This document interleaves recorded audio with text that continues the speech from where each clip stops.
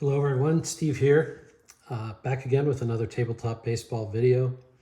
Um, Trying to squeeze this in before I head off to the National Baseball Card Collectors Convention in Chicago. And as you can see with this card I just came across this evening, this may need some upgrading or I need to quit drinking, one of the two.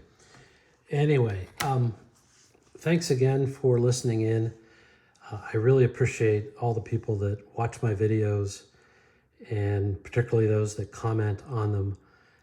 It may not be apparent, but it actually takes a few hours to prepare for each one of these videos.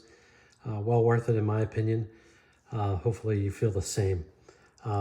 Comments are welcome. And with that, I'm going to get started. This is a little bit of a different topic than some of the others, but it's all related to baseball sims and how pitcher performance is reflected in the player cards in particular. And this has a little bit of a mathematical bent to it. I'll try not to make it too nerdy, so hopefully everybody will get something out of this. Feel free to pause the video if you're looking at a slide and want to understand it better. I'm going to try to go reasonably quickly so that this isn't too long. I actually debated whether to do this video. It's been bouncing around in my head for a couple of weeks, but I finally decided, I'm going to do it. And with this one, I'm currently kind of out of topics. I'm sure I'll think of something, but I thought I would squeeze this in given that I've had the available time with my wife traveling as well. So with that, I'm going to get started. So, we live in an age of metrics and analytics, and not everybody likes that. I am a traditionalist, but I'm also kind of math oriented, so I kind of try to live in both worlds. I try to keep an open mind and see what I can learn. But my main interest and the interest for this channel is primarily on how to use statistics so that the players in baseball sims will perform, as expected or as anticipated. Thought this was kind of a cool little picture, so I thought I better give some full credit down below. It's a very long link, but what I'm going to say here is a lot of this stuff that I'm going to talk about today, there's a fair amount that's written out there, so if the topics interest you, Google is your friend. So with that, I'm going to talk about ERA. And, I think we all know about ERA and how it's calculated. It's been around a long time. It's very standardized, easy to understand. And, I think it has value. As it relates to baseball sims, I think in particular, there's some potential issues with ERA. I think these are pretty well known. I didn't make these up. But, if you're a starting pitcher and you're pulled for a relief pitcher and there are runners on, your ERA is heavily influenced by how good the relief pitcher is that comes in after you. I think there's a general impact of defense on ERA.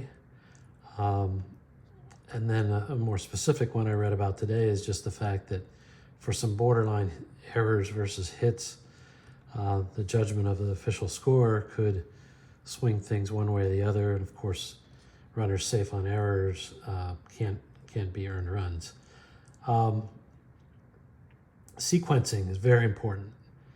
And that kind of relates to both the timing of the events or the order of events, and that can affect the runs that are allowed. So, if one pitcher gives up a home run, a walk, and then strikes out the side, he's going to give up one earned run. But if he gives up the walk, then the home run, then strikes out the side, he's given up 2 earned runs. And, one could argue that kind of evens out over time, but maybe it does, maybe it doesn't. And so that gets to the next question of luck versus skill. And, things like, is clutch pitching a thing? I read about a pitcher, I probably got the name wrong, it might have been Steve Stone, I can't remember, but supposedly he had a reputation of letting a lot of guys on, but then getting out of his jams. I'm sure there are situations where that's true, and I'm sure there's situations where the opposite is true, where runners get on and then that just leads to disproportional bad outcomes. Who knows? I know one of my followers of this channel makes comments often about runners in scoring position and how hitters do in runners in scoring position. And I suspect the same is true for pitchers. I just haven't done a lot of analysis to measure that, to know if there are truly people that perform better or worse in the clutch. There are baseball park factors as well, which I don't tend to do much with, but a lot of sims take that into account. But that can definitely influence your ERA. If, let's say, you're a pitcher in the old Atlanta launching pad or in Colorado or what have you, that may be a factor. And then there's some belief that ERA may not be as good as it should be for measuring relief pitchers. I don't have much of an opinion on that. I think the main question for us is, should ERA be the primary metric used to rate pitchers in baseball sims? And I'm going to talk about that a little bit. I just remembered when I compare games later, I left one game off, so I'll try to remember to speak to that verbally. I think one of the questions which we'll talk about is, what pitcher performance or measure of performance are we trying to replicate with our sim? And then the implied question here is, are there alternatives to ERA? So I'm going to talk about WHIP here for a second, which I think, as we know, are walks plus hits as divided by innings pitched. And I'm using WHIP in this video kind of as a proxy for what a lot of sims do when they create player cards, which they might look at hits per batters faced, or batting average against, or walks per batters faced, things like that. You know, WHIP has been around a while. I like to think I thought of it myself as well. I used to go to the baseball game, and if the pitcher's stats were up on the screen, and if they showed enough detail, I would look to see if they gave up more hits than innings pitched or less. And then I would multiply their walks by 3 and compare that to innings pitched and see which is higher or lower, which I think is a way to say that a nice dividing line for WHIP is probably 1.3 or lower for good pitchers, and 1.3 or higher for not so good pitchers. But who knows, that's just me. What I've done here is I've done a correlation of WHIP to ERA for pitchers in 1971, and I think it's the American League, and I think I limited it to pitchers with 40 or more innings. I'm not 100% sure, but I think that's what this particular chart does. At least that's what it says it does. And you can see there is a positive correlation to walks and hits given up per innings pitched to ERA. But if you're a statistician, you see the correlation's about 56%. So not real high. And you can see that visually as too with the scatter diagram. This chart is really just to lay the groundwork for the discussion here. So something that I've latched onto, and I actually latched onto this more than 40 years ago when I was doing my own sim, which is, you know, it would be nice if your sim could allow pitchers to influence home runs allowed, positively or negatively. And the statistic I tend to use in my sims is home runs as a percent of hits given up, and shorthand is home run percent. And so what I did today is I think it was for all of 1971, I took the pitcher's whip and their home run percent, and I put it into a third-party regression model and correlated it to ERA. You see in the red box, you see the resulting formula, and you see that the correlation, when you add the home run percent, the correlation goes up to 69%. And arguably, this home runs as a percent of hits is a proxy for slugging percentage allowed by the pitcher. This is the picture of what I just showed you on the prior page. You can see there's definitely outliers on the far right of the scale here, which is the high ERA people, I believe. I didn't caption this, unfortunately. And then the ERA, when you apply the regression formula, is on the other scale. In any event, you do see there is a correlation. So, I think those sims that combine both walks and hits, as well as some reflection of home run proclivity, are likely to come up with a better correlation to the actual ERA. So I'm going to diverge here for a second and talk about component ERA. This is a Bill James invented statistic. I think it actually has a lot of relevance to this sim discussion.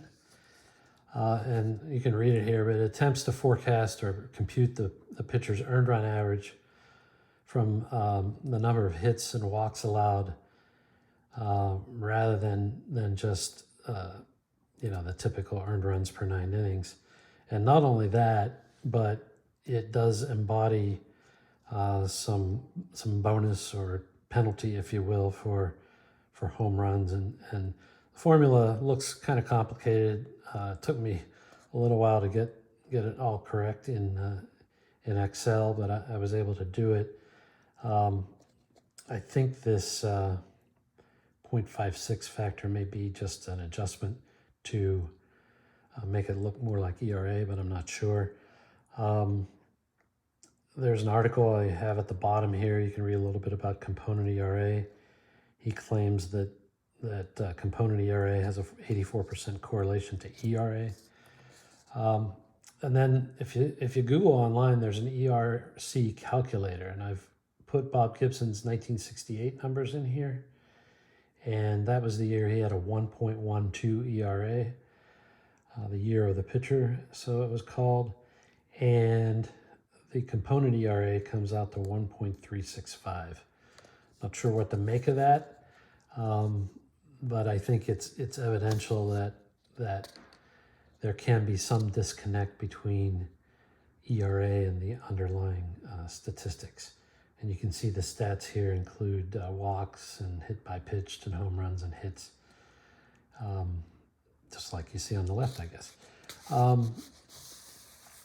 So to the point I was just making, this is the 1971, this says the National League, so we'll take it as face value. Their ERA, which is on the bottom scale, and the ERC, which is on the left scale. And you can see here that there's a 68% correlation. Now, there's a few interpretations here. One is that ERC doesn't include everything that it should when assessing a pitcher's performance, and there's potentially some truth to that. It's also possible that ERA has a lot of variability in it for the reasons I listed out at the outset of this video, or it could be something else. That said, I tend to look at ERC, and I think for purposes of sim world, I think it's a better reflection of how a pitcher should be carded. But again, open for debate. This is just a supplemental chart that correlates whip to ERC, and you see actually a 92% correlation. And to be honest, it doesn't surprise me completely that the correlation is so tight. because a lot of ERC has the same components as WHIP. So what I did, which didn't prove much, but what I did then is I actually took that regression formula, applied it to all the individual pitchers in 1971 for the NL, and computed an estimated ERA, and compared it to, looks like I'm comparing it to ERC, so let's take that as face value.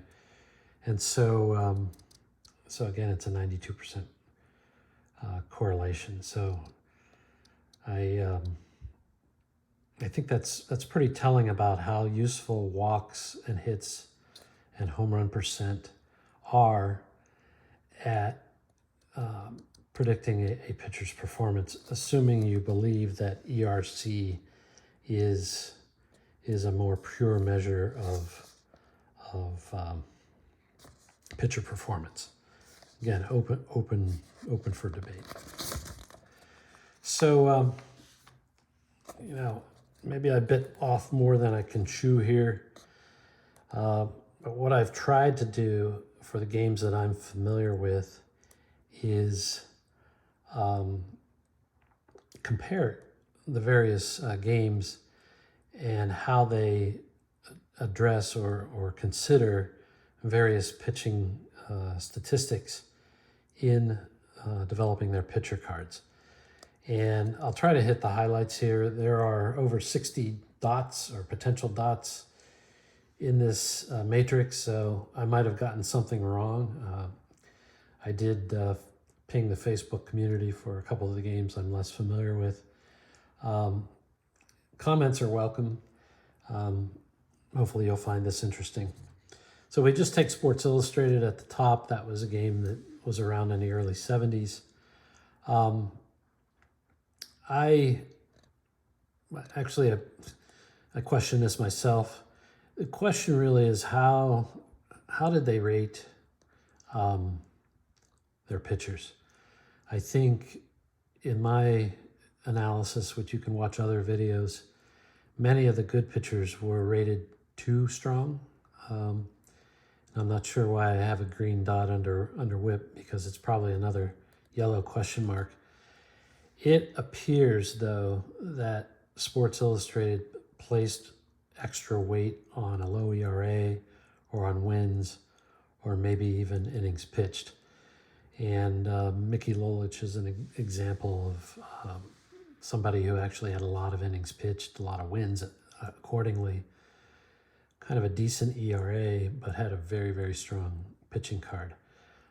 The original Sports Illustrated game did not allow the pitcher to influence home runs positively or negatively, and therefore there was really no impact from the pitcher on slugging percentage other than the extent to which they allowed or disallowed hits, but nothing related to extra base hits.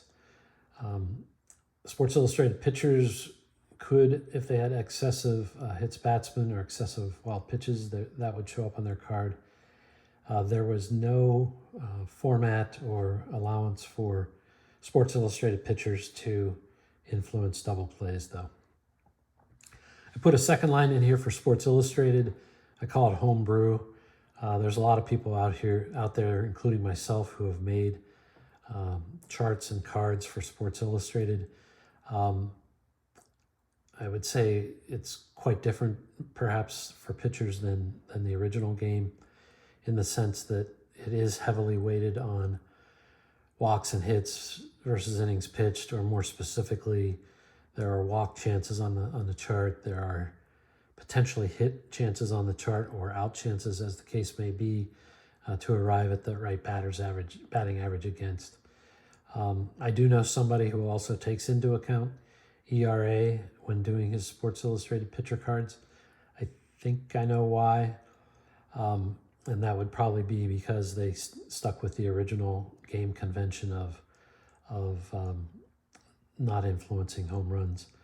However, there are home brews in the Sports Illustrated type game where the pitcher can positively or negatively affect home runs, and my spreadsheet does that as well.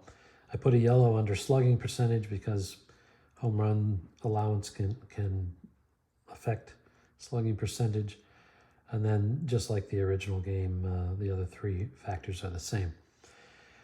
I recently did a video on Statis Pro pitchers. I put a yellow here for ERA and wins. Statis Pro pitchers get what's called a PB rating, which influences the likelihood of the roll being on, or the at-bat being resolved on their card, which is better than if it gets resolved on the pitcher card. And I think the original instructions definitely were based on ERA and where you fell within the league distribution, and there were some adjustments for wins, as I recall.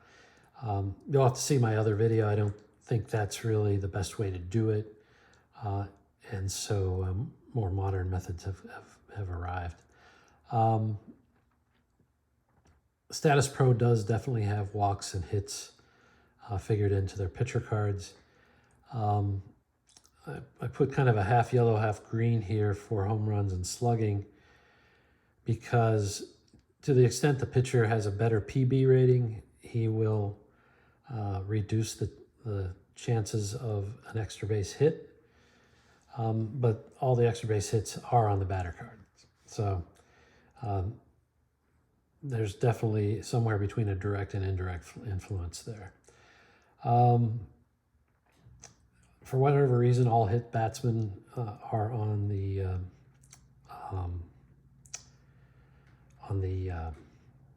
Statis Pro batter cards.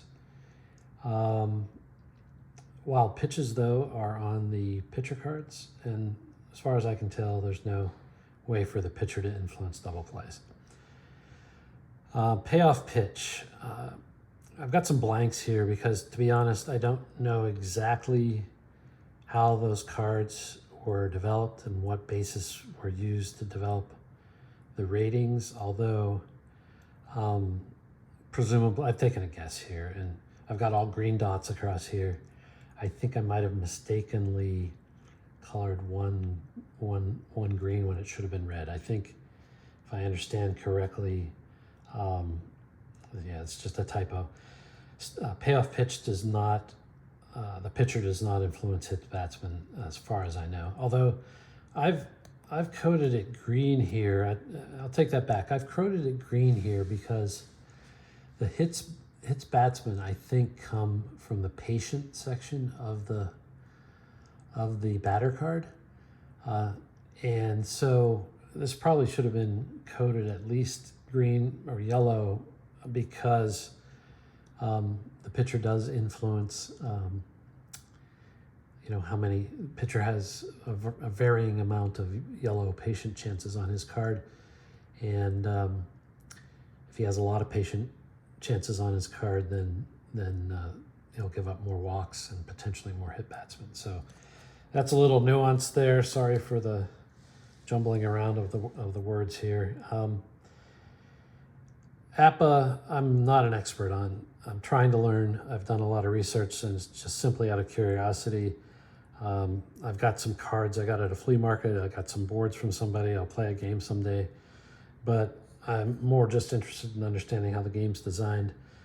The key thing, if you research about APBA, with the pitcher grades, which in the basic game there were 4, arguably 6 grades. There are a lot more in the master game. I think the consensus view is that ERA is heavily weighted in determining what grade the pitcher gets, and maybe wins, and maybe innings pitched. It kind of is what it is. APBA fans seem to claim that it works. I think we've seen some of the correlations that it's not completely nonsensical. I don't have a lot more to say about that topic. I just find the whole topic interesting. APBA does have the ability for the pitcher to give up more or fewer home runs. than others. I think there's some influence on slugging as a result of that, and there may be some influence on slugging by virtue of the fact that one grade may give up more extra base hits than others. I don't know for sure because I haven't studied the boards that closely. The master game has codes or ratings for hit by pitch and wild pitches. And somebody advised me that while there's no direct double play rating for pitchers in APBA, there is kind of an indirect impact where some hits get turned into outs, and some of those outs may be double plays. Strat-O-Matic, game I know probably a decent amount about, definitely designed around walks and hits allowed per batters faced. Again, I'm using whip as a proxy here. No indication that ERA, wins, or innings pitched have a direct impact on the formulas. There is actually for all types of hits, singles, doubles, triples, and home runs, the pitcher cards have all those types of results on their cards, and if they give up home runs, they'll have a home run result on their card. From what I've seen, it looks like it's only the case where the batter has normal power and not weak power, but that's kind of beyond the scope of today.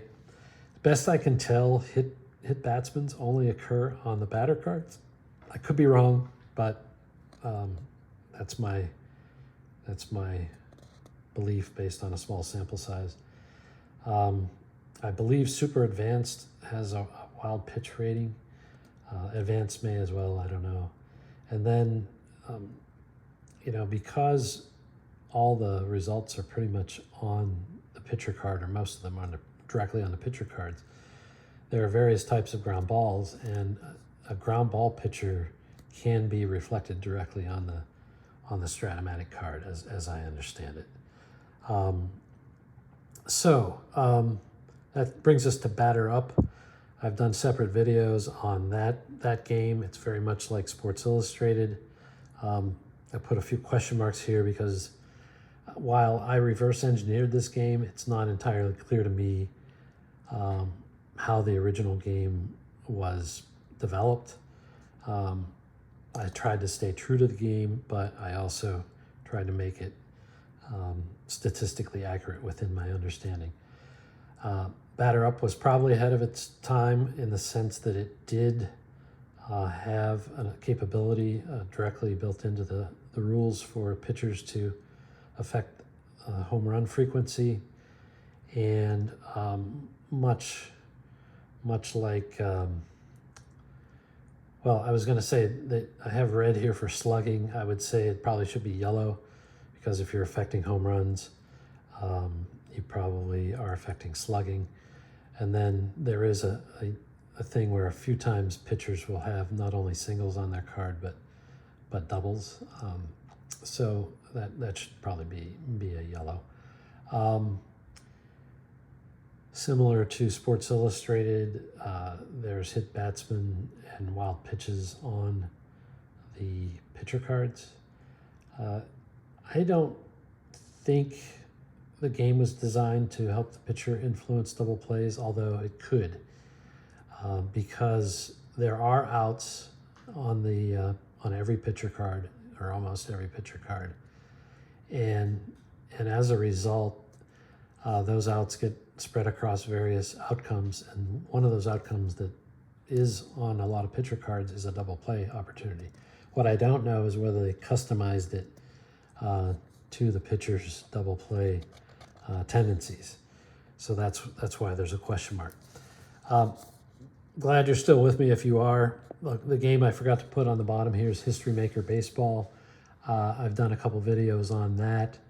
I think the interesting thing there, and I'll be brief, is the main pitcher ratings, as far as the context of this video are, is they have an ERA based rating, and they have a separate walks based rating. and a separate strikeout-based rating. So when you blend all those together, that's how they reflect the pitcher's performance. I have no idea if when you take all that together, you are adequately describing the pitcher. I think the game was designed to be directionally accurate, if you will. The game was also designed to have more of a qualitative flow to it. So, I wouldn't get too hung up on some of the statistical stuff as it relates to History Maker, and just accept the fact that it's probably directionally accurate and it's designed for something a lot different from versus Strat or APBA or some of these other games. So, appreciate it if you're still with me. Feel no obligation to watch the rest of this, but I'm going to try to be quick. There's a lot of new baseball stats out there for pitchers. One is called Sierra, SIERA. There's one called Fielding Independent Pitching. I'm just learning about it. You can read the definition here, but basically it says they focus solely on the events that a pitcher has the most control over, which is strikeouts, walks, hit by pitches, and home runs. And it entirely removes the results of balls hit into the field of play. And so their logic or their rationale for this is the balls in play are not part of the FIP equation because a pitcher is believed to have a limited control over their outcome. I am not convinced either way, but I'm skeptical because, for example, we do know that Greg Maddux was a ground ball pitcher, and therefore that increased the likelihood for double plays, one would think anyway. I also think pitchers probably do have an influence on balls that are in play, how hard they're hit, and so on. And I think FIP just ignores that. There's a corresponding argument when they talk about batters. There's a statistic called BABIP, which is essentially the batting average for balls in play, which is kind of the flip side of this. And typically the batting average BABIP is about 300, but it can vary. Again, it's hard for me to believe that the batter doesn't have influence on